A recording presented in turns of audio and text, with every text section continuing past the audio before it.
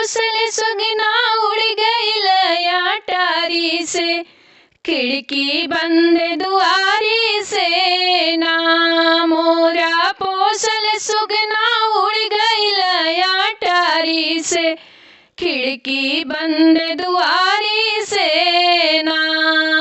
हम त पहिला प्रीत लगवनी एके थाली में जेवली, हम त पहिला प्रीत लगवनी एके थाली में जेवली। ऊ त जीव के बेरिया ना बोले मुख नारी से, खिड़की बंद दुआरी से ना। ऊ त जीव के बेरिया नाज बोले मुख नारी से, खिड़की बंद दुआरी से ना। मोरा पोसल सुगना उड़ गइल अटारी से, खिड़की बंद दुआरी से ना।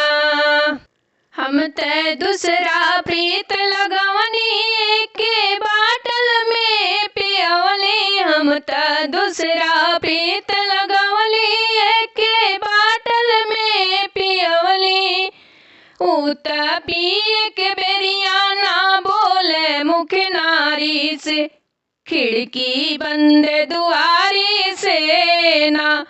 ऊ त पिए के बेरिया ना बोले मुख नारी से, खिड़की बंद दुआरी से ना।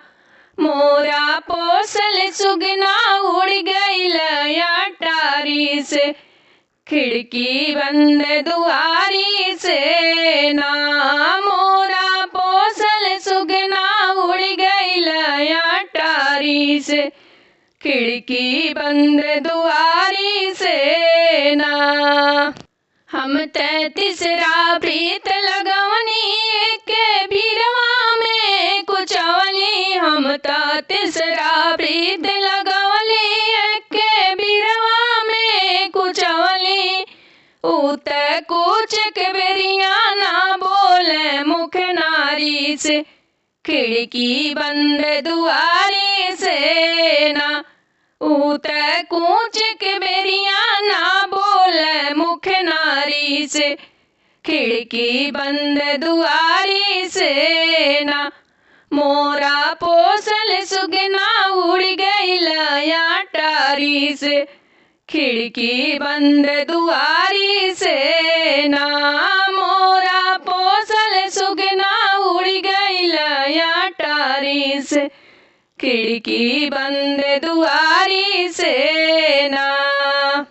हम त चौथा प्रीत लगवली एके बिस्तर पे सोवली, हम त तीसरा प्रीत लगवली एके सजिया पे सोवली। ऊ त सोवे के बेरिया ना बोले मुख नारी से, खिड़की बंद दुआरी से ना। ऊ त सोए के बेरिया ना बोले मुख नारी से, खिड़की बंद दुआरी से ना। मोरा पोसल सुगना उड़ गइल अटारी से, खिड़की बंद दुआरी से ना।